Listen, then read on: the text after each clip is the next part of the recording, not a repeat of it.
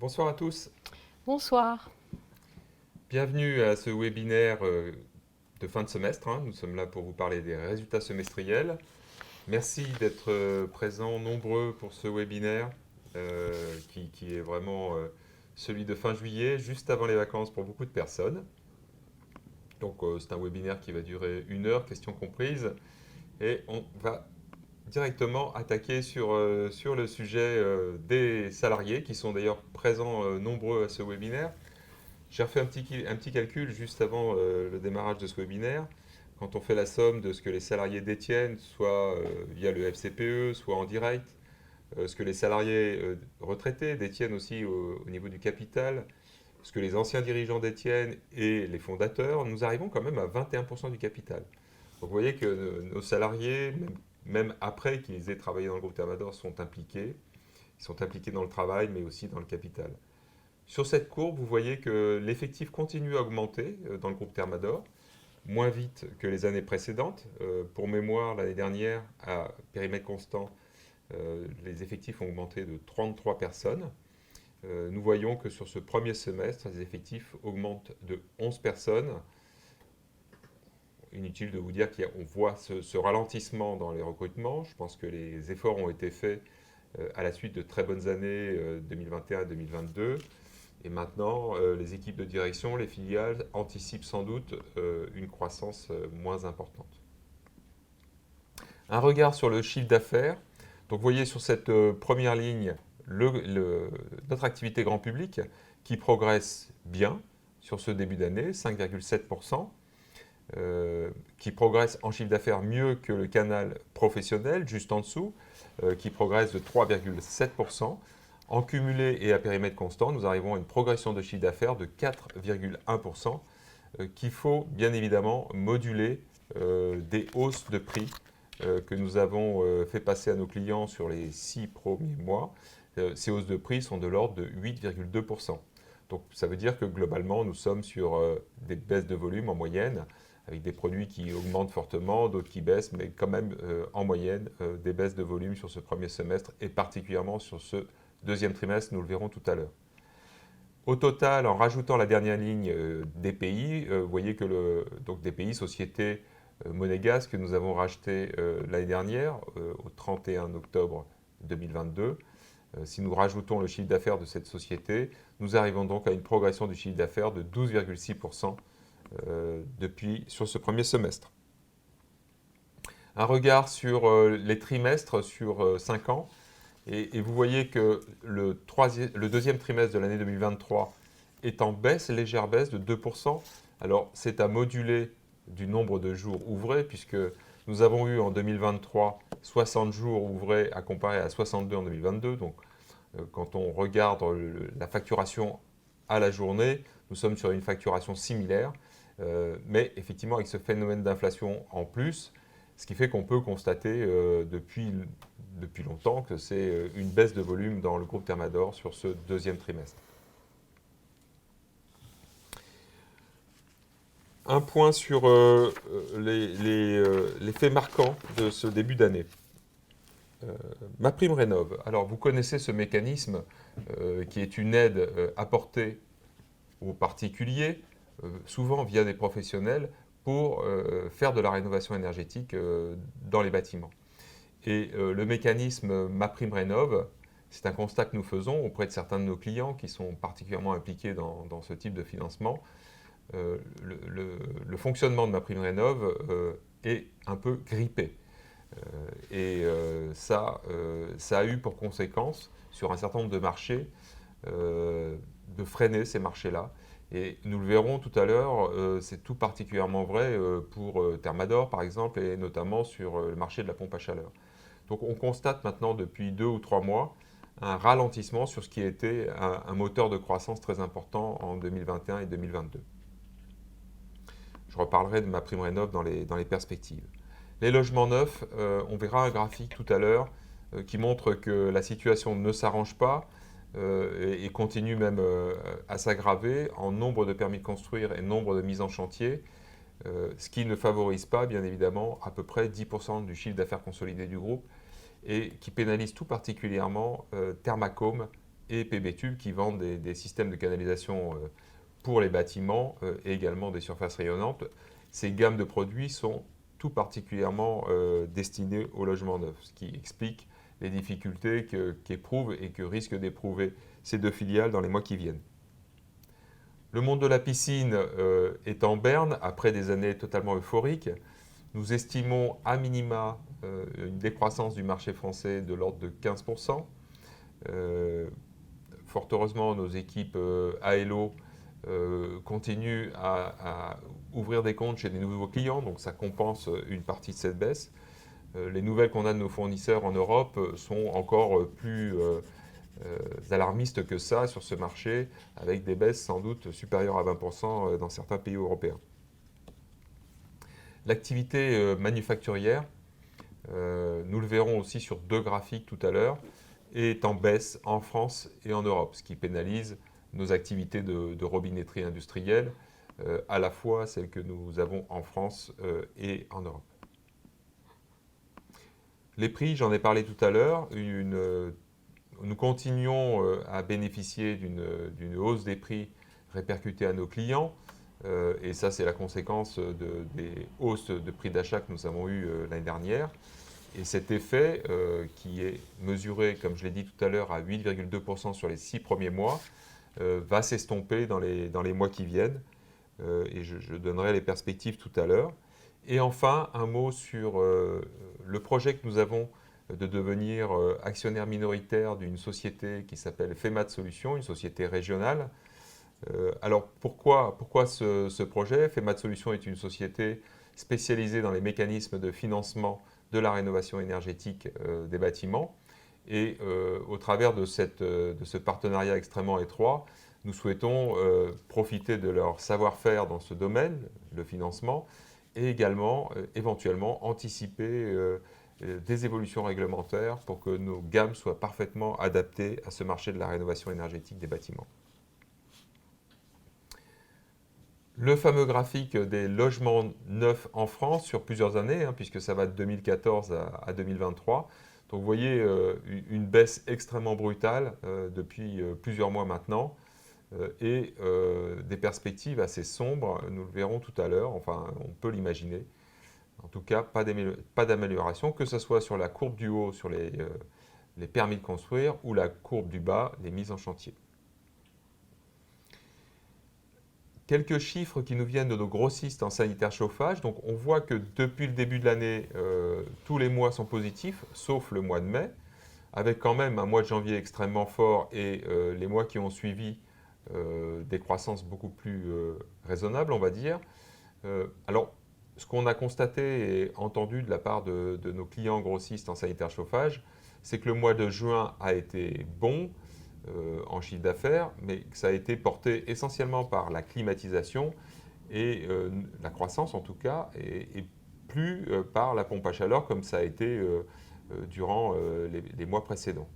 Donc le coincement du financement par MaPrimeRénov' a provoqué l'arrêt de la croissance des pompes à chaleur RO sur le marché français, ce qui est quand même assez inattendu. Et qui pénalise bien évidemment Thermador qui vend des accessoires pour les pompes à chaleur.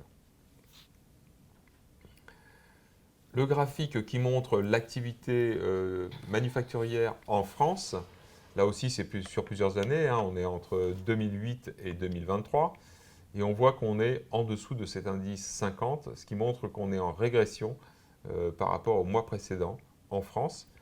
Alors, nos parts de marché en France nous laissent quand même quelques perspectives, j'en parlerai tout à l'heure. Et le deuxième graphique qui montre la tendance européenne, et là aussi nous voyons que cet indicateur est en dessous de 50, ce qui montre qu'au niveau européen, l'industrie manufacturière est également en baisse depuis quelques mois maintenant. Voilà pour les faits marquants sur cette activité. Maintenant, nous allons passer la parole à Patricia et changer de diapositive, voilà, pour que Patricia nous parle du résultat opérationnel, du résultat net et de tous les chiffres. Alors Patricia est particulièrement de bonne humeur ce soir puisqu'elle part en vacances à l'issue de ce webinaire. Je ne suis pas la seule. Guillaume, il part en vacances parce qu'à chaque fois, on parle du webinaire, à chaque fois, on parle de mes vacances. Donc, je ne suis pas la seule à partir, Guillaume. Oui, donc je vais vous parler du résultat, du résultat opérationnel et résultat net. Donc, effectivement, nous avons enregistré une croissance de notre chiffre d'affaires à 12,6%. Et si on regarde la croissance en fait, de notre résultat net, on retrouve sensiblement une même tendance à 12% sur le résultat net. Le résultat opérationnel, lui, augmente de façon un peu plus forte. Et je vais vous commenter les différents composants et les différents éléments qui permettent de comprendre ces variations. Et on peut quand même conclure qu'on a un niveau de résultat qui est plutôt bon à fin juin. Et nous en sommes satisfaits. C'est effectivement le travail de toutes nos filiales et de toutes nos équipes. Donc je vais demander la slide suivante. Nicolas, merci. Donc au niveau du résultat, effectivement, donc, si on prend le résultat opérationnel, il est en croissance. Il représente, ça c'est un indicateur clé que l'on suit, qui est le résultat opérationnel sur chiffre d'affaires net. Et à fin juin 2023, nous sommes sur un niveau à 14,5, 14,6, ce qui est plutôt une bonne performance. Compte tenu du contexte de l'activité, on a parlé d'inflation. L'enjeu était effectivement de batailler sur les marges et de maintenir nos frais qui ont subi quelques hausses. On avait parlé en début d'année de hausse sur les coûts des transports. Au final, la baisse des volumes fait que le poste de transport reste à l'identique.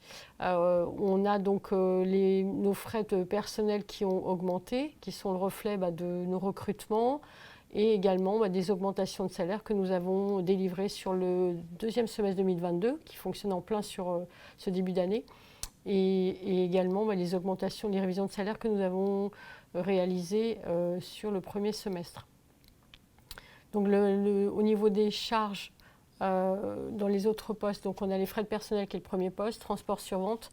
Et ensuite, nous avions un point, mais nous l'avions évoqué déjà à la clôture 2022, c'était donc l'évolution des coûts de l'énergie, puisque nous avions des coûts qui avaient été négociés en 2022 à un prix bas, des prix fixes. Et en 2023, nous avions renégocié avec EDF un contrat pour le gaz et l'électricité. Et nous avions annoncé des prix qui étaient multipliés par 3, voire 4. Et cela a eu un impact de l'ordre de 600 000 € sur notre compte de résultat. Ensuite, sur les autres frais, relative stabilité.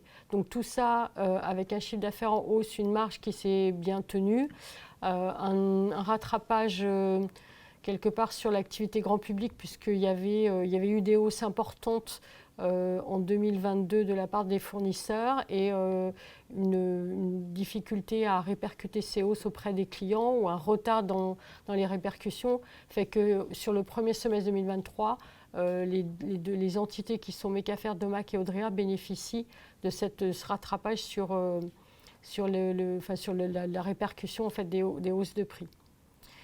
Ensuite, donc tout ça nous donne un résultat opérationnel en hausse. Dans les autres éléments à mettre en avant, nous avons un résultat financier. Donc historiquement, notre résultat financier est très faible. On a très peu de charges financières.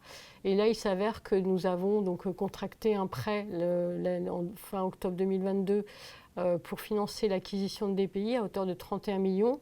Donc un emprunt bancaire auprès de deux banques, le CIC et le LCL, prêt à taux fixe sur 7 ans. Et donc là, nous avons commencé à rembourser cet emprunt. L'autre élément à souligner, c'est l'impact des frais de factor de DPI, puisque DPI en fait, a recours au service d'une société de factors. Et mécaniquement, les facilités, les financements octroyés génèrent des frais, ce qui fait qu'on se retrouve avec un résultat financier négatif à plus de entre 600 et 700 000 €. Concernant la charge d'impôt, l'élément à souligner est une hausse du taux d'impôt en juin 2023. Cette hausse du taux d'impôt, elle s'explique par pas par un événement 2023, mais plus par un événement 2022, puisqu'en 2022, nous avions comptabilisé un boni de l'ordre de 300 000 euros qui avait fait qu'on avait un taux d'impôt qui était à 25,1. Et là, on se retrouve avec, en 2023, un taux à 25,8. Donc ça explique pourquoi, finalement, on a une croissance de notre résultat opérationnel à plus de 14%, alors que notre résultat net, il augmente de 12%. L'autre indicateur aussi important, c'est le résultat net sur le chiffre d'affaires qui est à 10,7, qui est relativement stable par rapport à l'année 2022. Donc voilà pour les rentabilités.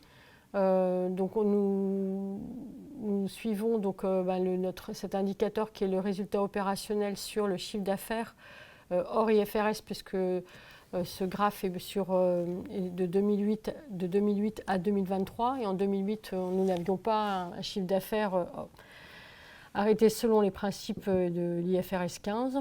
Donc ça montre que cet indicateur reste dans le tunnel entre les 14% et les 15%, ce qui est en fait un taux d'une bonne facture. L'élément aussi à souligner, c'est l'impact en fait de DPI, puisque nous avions communiqué lors de l'acquisition de DPI sur une rentabilité différente, compte tenu d'un business model de DPI relativement différent, avec une structure légère, pas de stockage et des livraisons directes des fournisseurs vers les clients. Et donc on avait anticipé le fait que notre marge opérationnelle baisserait compte tenu de l'impact de DPI sur les premiers 6 mois. Certes, ça a eu un impact, mais on a réussi à rester dans ce tunnel au-delà des 14,3%. Et sans DPI, on serait sur un 15,3%. Dans les rentabilités, excuse-moi Patricia, dans les rentabilités des filiales, est-ce qu'il y a sur certaines filiales, il y a des choses que tu souhaiterais dire? Est-ce qu'il y a des faits majeurs sur certaines filiales que tu souhaiterais souligner? Donc, concernant en fait les rentabilités, donc ce qui était à souligner, c'est donc la partie grand public où on a en fait une rentabilité qui est améliorée. Elle s'améliore aussi parce qu'on a une parité euro-dollar qui est plus favorable, et ces activités dans le grand public ont une part de leurs achats plus significative qu'elles payent en dollars. Donc ça, c'est le premier élément. Le deuxième élément à souligner, c'est le retour à une rentabilité, parce que l'année dernière, Audrea avait enregistré une perte à fin juin 2022, et à fin juin 2023, Audrea a retrouvé donc, le résultat. Il faut souligner en fait le travail des équipes d'Audrea qui sont sur plusieurs établissements, plusieurs sites. Donc elles ont dû faire face à une fusion à la fois juridique, sociale, une migration sur notre ERP. C'est la première clôture des comptes où finalement tous les différents sites arrêtent leurs comptes sur notre ERP groupe. Donc il y a eu un travail très fort qui a été réalisé, et effectivement ça se traduit en dépit de toutes ces interactions, il y a eu une croissance du chiffre d'affaires et une croissance de la rentabilité. L'autre élément à souligner, donc c'est toujours on regarde toujours en fait la rentabilité de nos filiales historiques, nos 3 filiales historiques qui sont Sferaco, Thermador et Jetly, puisqu'elles pèsent en fait de façon positive dans le niveau du groupe, le niveau du résultat du groupe. Donc là, on est à peu près dans nos standards qui sont entre 60 et 65% de contribution de ces 3 entités. Voilà, je pense que c'était les points qu'il fallait souligner. Il y a des pays où on peut peut-être rappeler, puisqu'on a quand même cette question-là sur le fait de... Donc effectivement, nous avons fait l'exercice, comme nous l'avions fait à fin décembre, de regarder si le résultat opérationnel donc de DPI sur les 2 années 2022-2023 ferait que nous payerons le complément de prix de 5 millions. Donc nous avons maintenu dans les comptes ce complément de prix de 5 millions. Merci. Je vais passer maintenant sur la structure financière du groupe. Donc le premier indicateur, donc c'est la part le montant des capitaux propres. Donc nous sommes sur un montant de capitaux propres à plus de 335 millions qui continue en fait de croître avec en fait l'intégration du résultat de juin 2023. Donc ça, c'est un élément important à souligner. L'autre élément, c'est la valeur de notre stock. Donc nous suivons cette valeur de stock à la fois, puisqu'elle pèse en fait, elle contribue ou elle pèse sur notre besoin en fonds de roulement, et elle contribue aussi à la qualité de service de nos filiales auprès de leurs clients. Donc c'est un des chiffres que nous suivons régulièrement et de façon attentive. Donc on constate une augmentation de la valeur en euros de cette valeur de stock.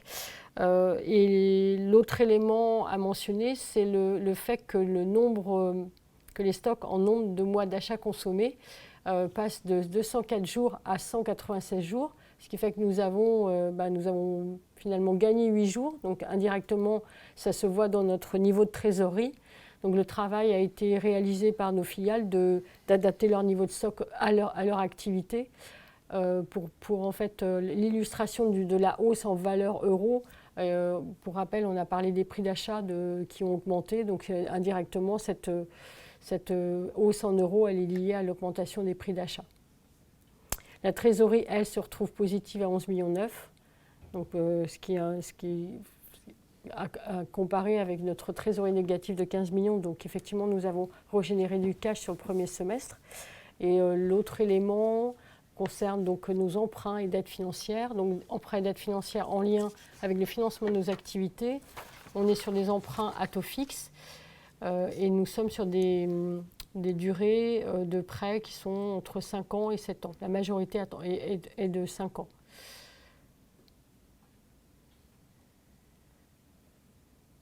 Donc je pense qu'on va pouvoir tout faire dérouler. Oui, merci. Donc là, c'est en fait c'est pour expliquer la génération du cash au sein du groupe Thermador, comment elle s'est générée. Donc effectivement, nous avons une capacité d'autofinancement qui est le résultat de l'activité du premier semestre, avec donc un résultat positif à plus de 34 millions. Nous avons consommé un petit peu de BFR, donc 13 millions, et cette consommation de BFR, elle est plutôt liée à notre poste client. Alors, quand je dis ça, il n'y a pas forcément des risques sur les postes clients où on a encaissé moins rapidement nos créances clients. Au contraire, on a gagné quelques jours, 1 ou 2 jours, sur l'encaissement de nos créances clients, mais c'est plutôt en fait en lien avec l'activité, l'augmentation de notre chiffre d'affaires. Les flux d'investissement, donc sur le premier semestre, nous avons un flux d'investissement de 4,3 millions. Donc ça concerne essentiellement à 50% la partie notre activité immobilière, avec une réhabilitation de bâtiments pour doter Thermador Group d'un nouveau siège social, pour également accueillir Opaline à nouveau dans des locaux beaucoup plus agréables. Et également, nous avons réhabilité un vieux bâtiment, un vieil entrepôt qui date de 1990 pour PB Tube, qui va y stocker donc, une activité tube qui est assez contraignante au niveau logistique, ce qui ne leur permet pas de loger cette activité-là dans leur bâtiment principal. Donc tout cela représente les 4,3 millions. Et il faut souligner également un investissement de la filiale Sodeco, qui s'est doté de panneaux photovoltaïques, qui a refait l'étanchéité de son toit pour accueillir ces panneaux photovoltaïques. Donc ça veut dire que c'est un investissement et ça va permettre à Sodeco de baisser ses consommations, ses consommations d'énergie. Le cash flow libre, donc ça c'est la résultante des éléments précédents, et donc un flux de financement qui est essentiellement constitué de nos dividendes à hauteur de 19 millions et nos remboursements d'emprunts à hauteur de 3 millions.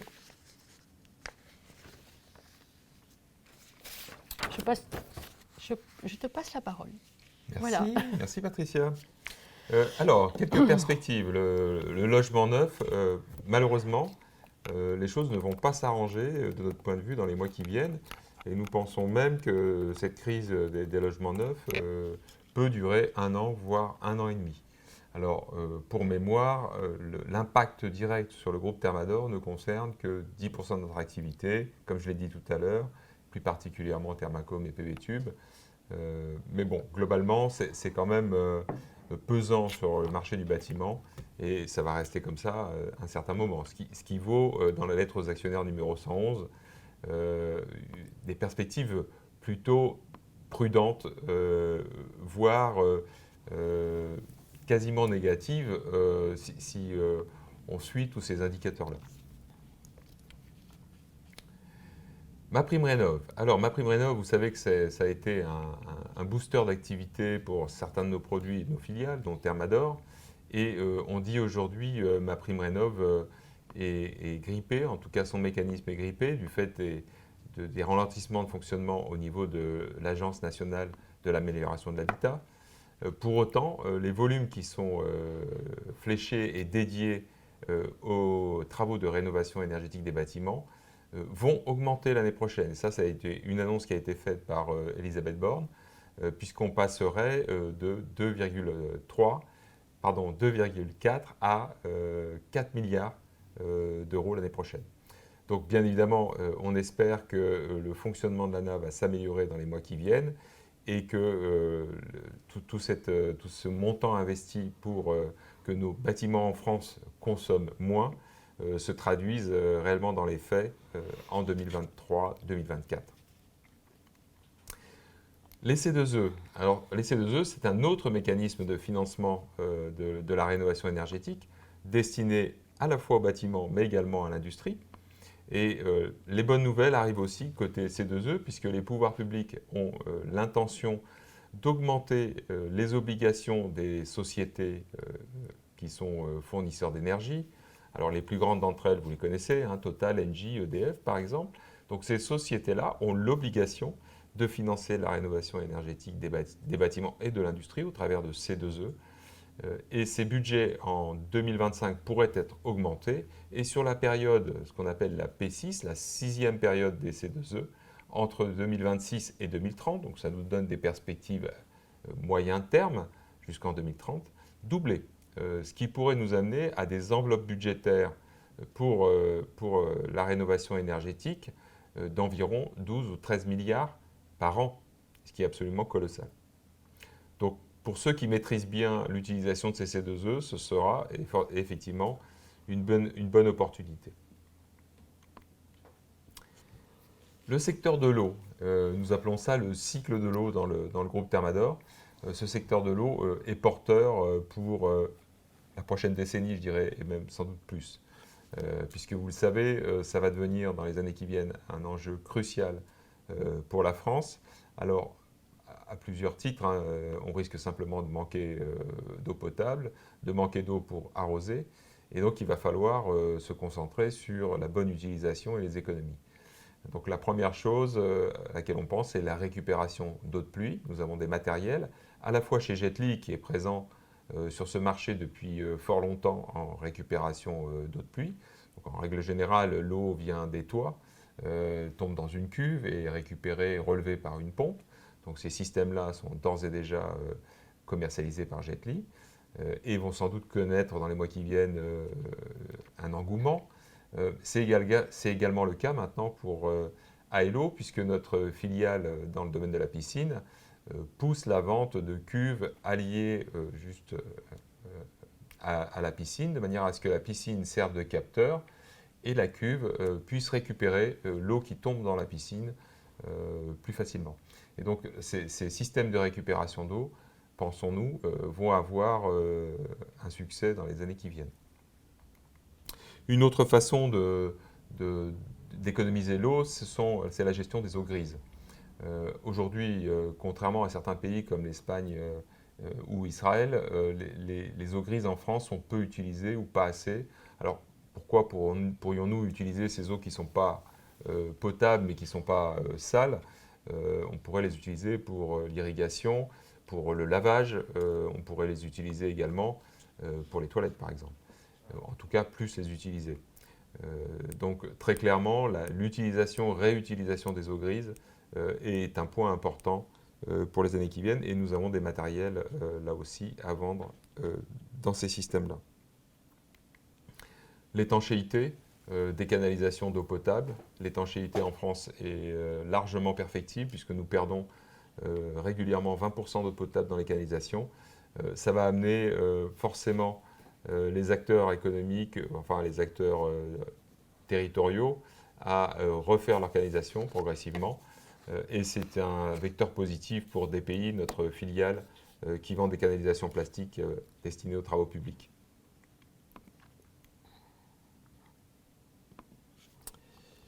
Voilà pour le cycle de l'eau. Je pense que j'ai oublié quelque chose, oui, effectivement, l'irrigation.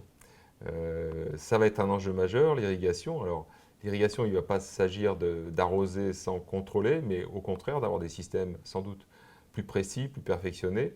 Et là aussi, 3 de nos filiales, Jetly, Sferaco, DPI, peuvent bénéficier d'un marché de l'irrigation qui sera sans doute en croissance dans les années qui viennent. Un mot sur l'industrie en France. Alors, depuis maintenant quelques années, notre chiffre sur les vannes industrielles, qu'elles soient manuelles ou motorisées, au travers de Sferaco et sectorielles, progresse en France et nous pensons pouvoir continuer à progresser même dans un marché qui se tend. C'est également le cas à l'international, plus entre guillemets facilement puisque nos parts de marché internationales sont plus faibles, que ce soit chez Safeco et chez Sodeco. Alors chez Sodeco, ce sera peut-être plus compliqué cette année puisqu'ils ont fait une année 2022 absolument record. Mais en tout cas, chez Safeco, l'équipe Safeco reste optimiste sur cette deuxième partie d'année avec une équipe commerciale en place, des clients qui sont visités actuellement et des perspectives là, de prise de part de marché dans différents pays européens qui sont intéressantes. Dans le monde du bricolage, en revanche, je pense que ce marché risque de rester tendu sur cette année 2023. Pour l'instant, nous n'avons pas de statistiques à vous communiquer, puisqu'il y a un petit dysfonctionnement dans les remontées statistiques actuellement. Mais dès que ce sera possible, nous vous ferons part de ces statistiques. Nous avons le sentiment que ce marché est plutôt en baisse depuis le début de l'année. Et nous pensons que 2024 restera quand même une année difficile pour les grandes surfaces de bricolage du fait de la perte de pouvoir d'achat des Français. Alors, je vous rappelle, ça concerne nos activités chez Audrea, Mecafer et Domac. Enfin, un mot sur l'inflation, les prix. Alors, on vous l'a dit tout à l'heure, on a répercuté 8,2% de hausse de prix à nos clients sur 6 mois depuis le début de l'année. Quand nous estimons qu'à la fin de l'année, quand on fera le calcul sur 12 mois glissants, nous allons atterrir sur 5% d'augmentation moyenne sur l'année. Vous aurez des indicateurs par rapport à cette tendance à la fin du troisième trimestre. Voilà, j'en ai terminé pour les perspectives. On va pouvoir partir sur les questions. Alors, la première vient de Gérard et concerne la vision sur l'évolution récente du cours de bourse. Alors, là-dessus, bien évidemment, je vais être extrêmement modéré parce que nous, ce qui nous intéresse dans le groupe Thermador, c'est l'évolution du cours de bourse à long terme. D'ailleurs, je vous invite sur la page d'accueil du site internet thermador-groupe.fr. Quand vous déroulez ce menu, vous allez un petit peu plus bas dans cette page d'accueil, vous allez trouver une courbe qui vous donne la tendance du titre Thermador sur des longues périodes, 5 et 10 ans, dividendes réinvestis, et vous pourrez les comparer avec le CAC 40 et le CAC Mid and Small, par exemple, ce qui vous montrera que sur une longue période, 5 ou 10 ans, le titre Thermador n'a absolument pas démérité. Alors, la baisse actuelle, comment l'expliquer? J'y vois une principale explication, parce que vous voyez que nos résultats sont bons sur ce premier semestre. Alors, il y a sans doute un peu de building washing, c'est-à-dire que les investisseurs craignent un petit peu les sociétés qui sont impliquées dans le bâtiment aujourd'hui. Alors ça peut jouer. Et il y a surtout, pour les sociétés de notre taille, de taille moyenne, une crainte sur la liquidité. Alors vous savez que quand on rentre dans des périodes chahutées, ça a été le cas d'ailleurs l'été dernier, hein, vous pouvez regarder, le phénomène s'est passé. Quand on rentre dans des périodes, en tout cas très incertaines et chahutées, les investisseurs ont tendance à favoriser les sociétés extrêmement liquides, donc des sociétés de plus grande taille au détriment des sociétés plus petites comme les nôtres. Voilà, je n'ai pas d'autres explications.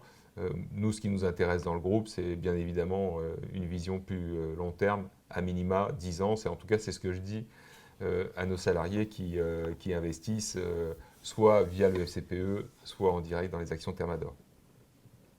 Donc après, il y a une question de Jean-Loup concernant en fait, le coût de l'énergie. Donc, comme je l'ai précisé, effectivement, on avait en fait des coûts qui ont été négociés donc avec l'EDF, avec un prix fixe sur l'année 2023. On était genre x3, x4 par rapport à ce qu'on avait l'an passé. Nous avons relancé en fait, les négociations pour 2024 pour pouvoir fixer un prix à nouveau sur 2024 et qui est sans surprise en baisse puisque le coût de l'énergie a baissé. Donc ça, on a déjà sécurisé sur l'électricité et le gaz pour 2024. Donc effectivement, l'impact dans les comptes de résultats est de l'ordre de 600 000 euros. On pense que ça va être dégressif sur le deuxième semestre, puisqu'on a quand même on aura 2 sites en fait, qui seront équipés avec des panneaux photovoltaïques. Donc c'est vrai pour le bâtiment occupé par Aello Accélère et Audrea. Et c'est vrai maintenant pour le site occupé en Belgique par Sodeco. Donc après, il y a des plans de sobriété que nous avons mis en place dans les filiales. Mais il n'empêche, ça ne peut pas compenser en fait, la hausse du prix de l'énergie. Une question de Phil Invest. Alors, le système automatique de stockage de FG Inox est-il actuellement utilisé à 100%? Sera-t-il déployé dans d'autres entités? Alors, je ne pense pas qu'on soit utilisé, exploité à 100% parce que cette machine est extrêmement productive. En tout cas, le système fonctionne.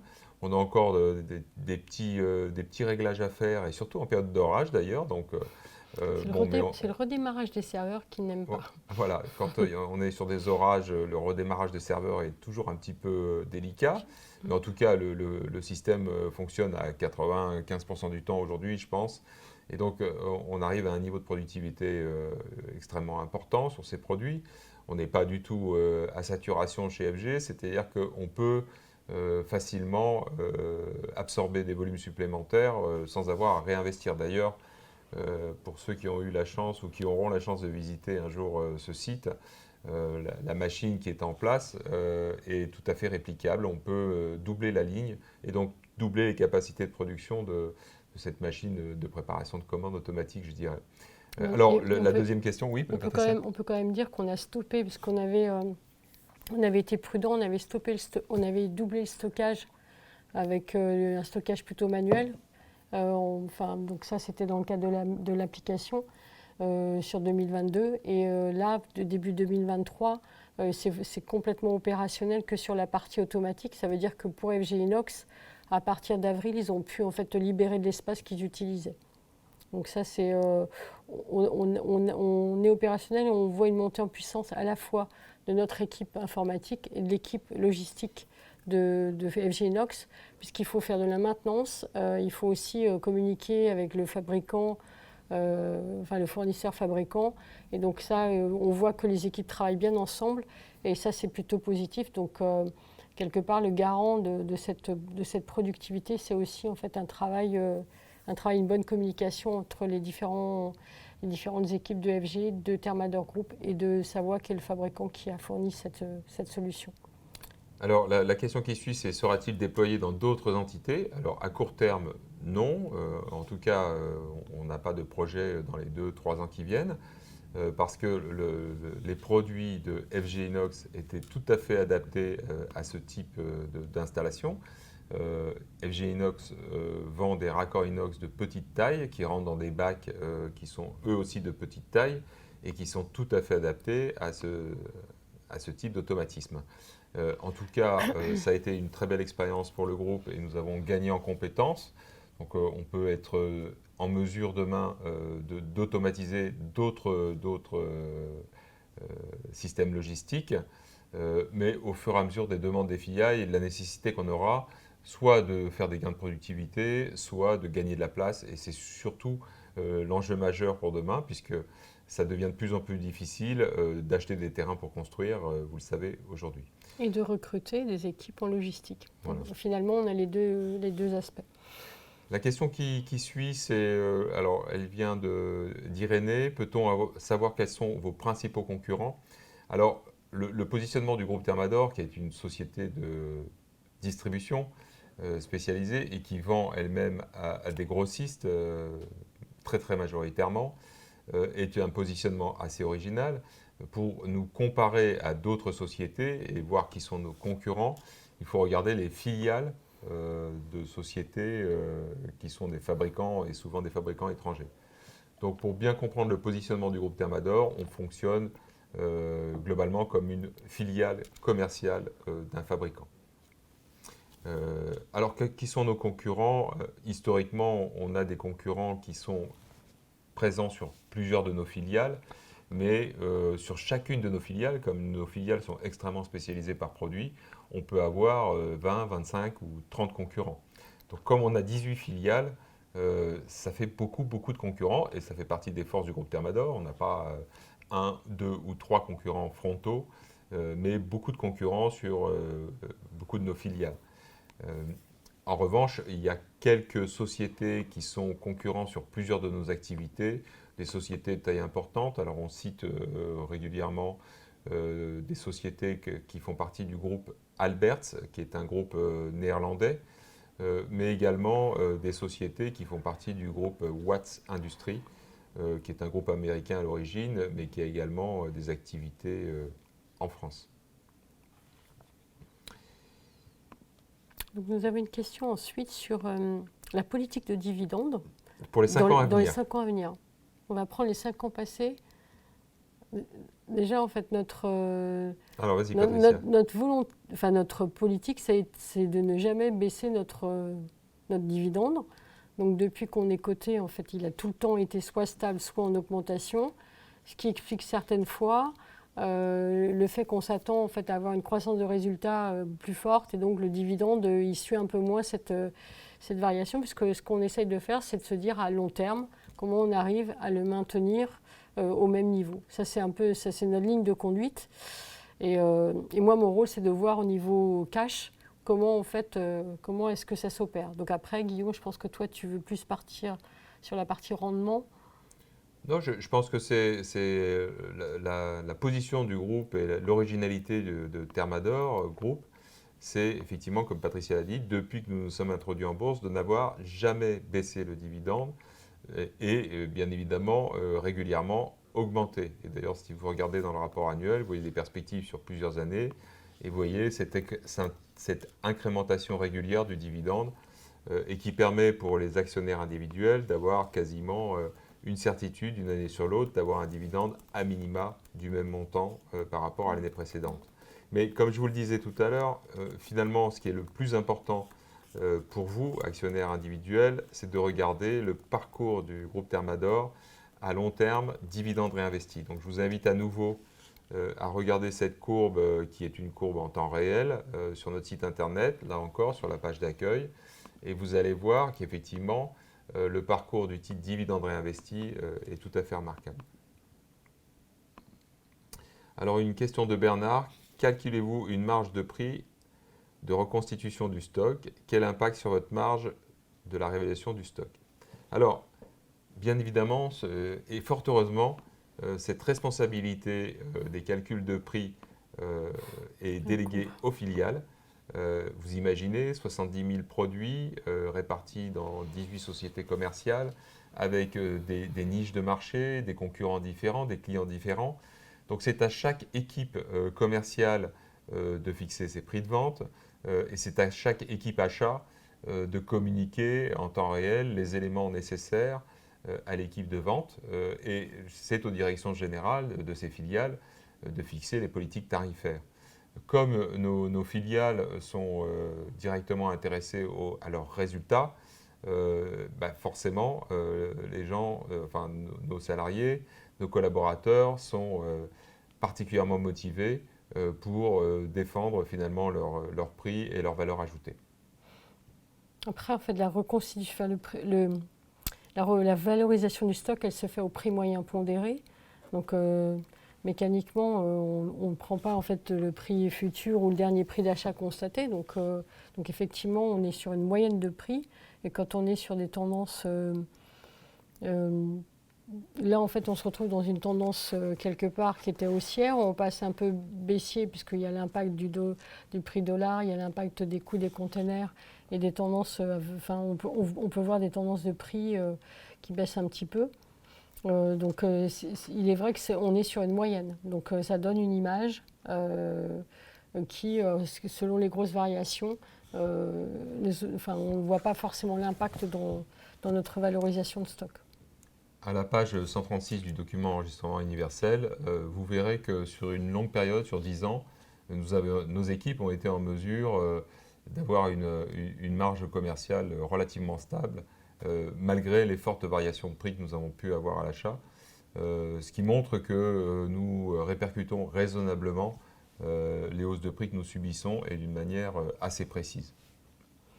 Donc après, une question sur l'international. Effectivement, nous avons une part de l'international qui est de l'ordre de 17% de mémoire sur la fin décembre 2022.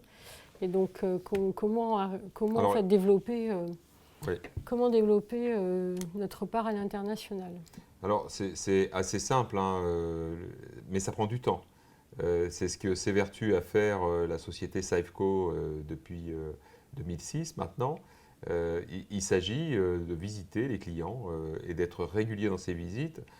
Il s'agit de leur proposer des produits disponibles, de les livrer, de leur amener ce service. Et si vous faites ça dans un temps long et que vous êtes régulier dans votre service, eh bien, au fur et à mesure, vous arrivez à conquérir des parts de marché.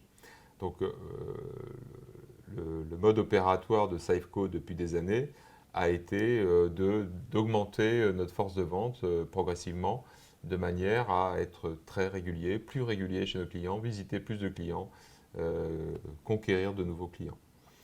Oui, il n'y a pas que Safeco. Parce que, voilà, je veux dire... tu peux parler de Sodeco si tu veux.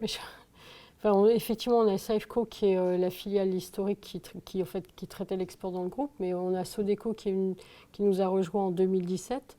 On a Zurusso, en fait, qui est une émanation d'Odrea en Espagne, et FG Inox qui finalement a aussi une part de son chiffre d'affaires qui est réalisé à l'export.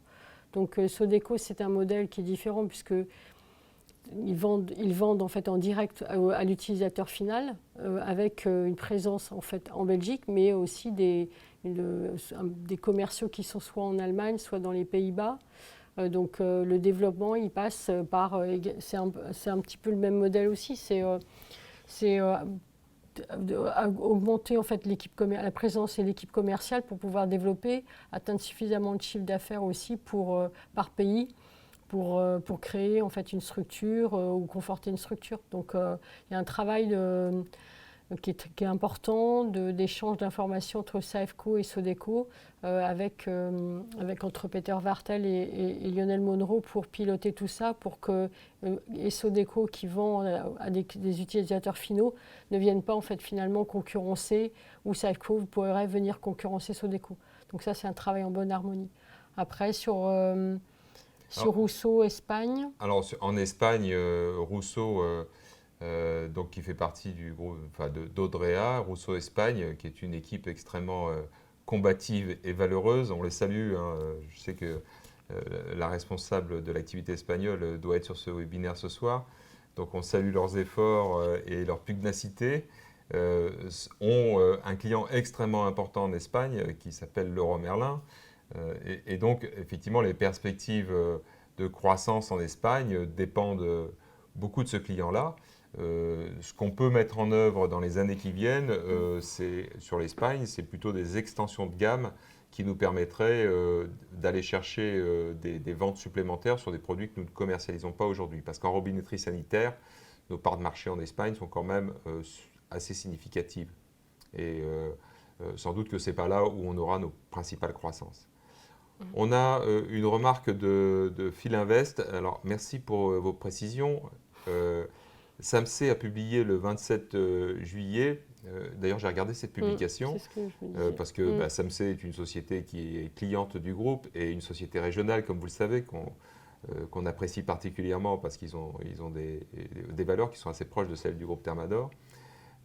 Ils sont clients. Ils sont clients, oui, sur la partie du cycle de l'eau et sur les grandes surfaces de bricolage, sur l'activité bricolage.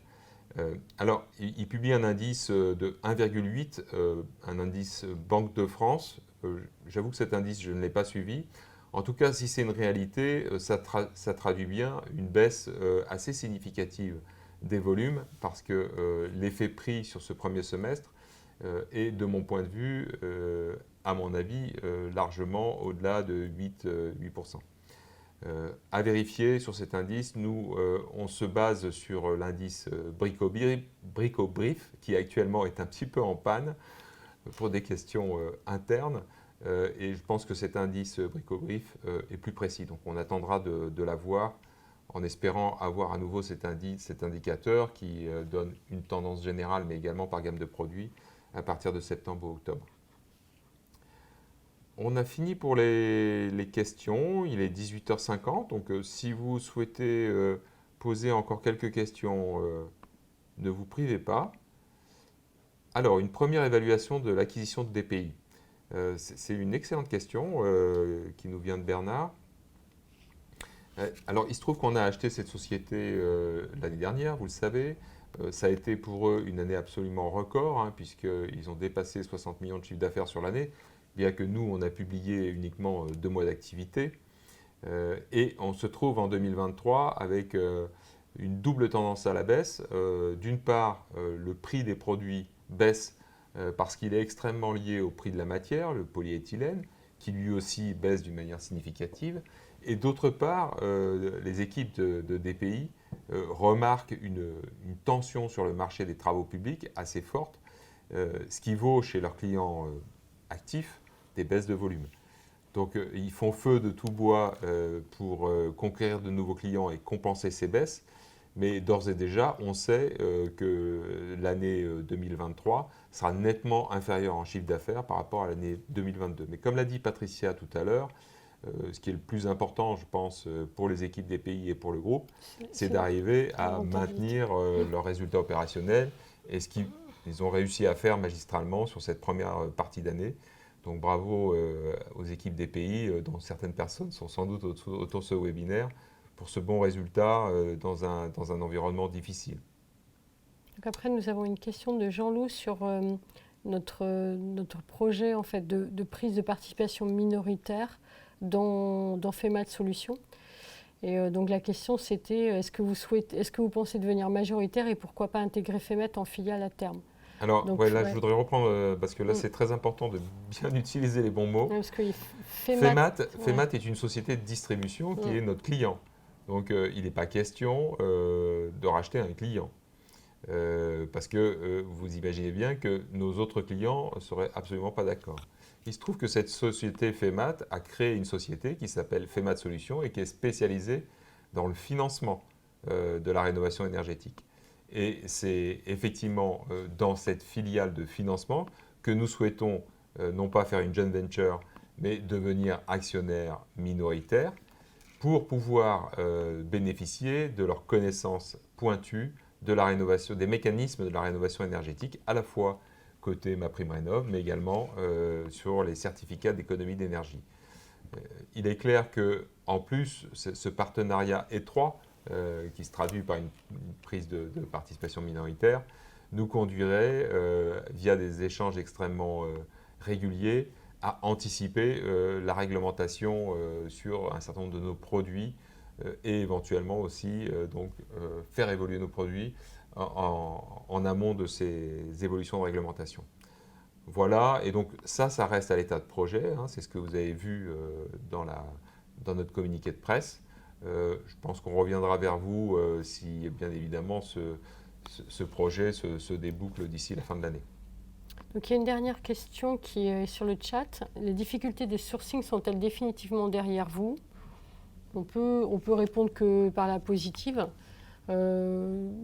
Effectivement, on a nos fournisseurs, que ce soit européens ou asiatiques, nous livrent régulièrement. Donc nous n'avons plus de tension comme nous avons pu en avoir par le passé. Oui, alors je préciserai également que les États-Unis, clairement, ont l'air de vouloir orienter leurs achats prioritairement en dehors de Chine. Ce qui peut avoir un effet positif pour les clients européens, puisque les industriels chinois qui voient arriver ce danger sont particulièrement attentifs à leurs clients européens. Bien, il est 18h54, à la veille d'un week-end, voire à la veille de vacances pour certains d'entre nous.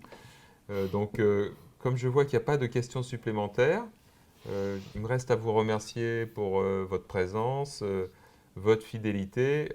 Nous ferons bien évidemment un nouveau webinaire pour vous parler du chiffre d'affaires au troisième trimestre. Et bien évidemment, on reste en contact avec vous au travers de différentes communications que nous avons pour nos actionnaires. Donc, il nous reste à vous souhaiter une excellente soirée, un bon week-end et de très bonnes vacances pour ceux qui vont les entamer. Un bon mois d'août à tous.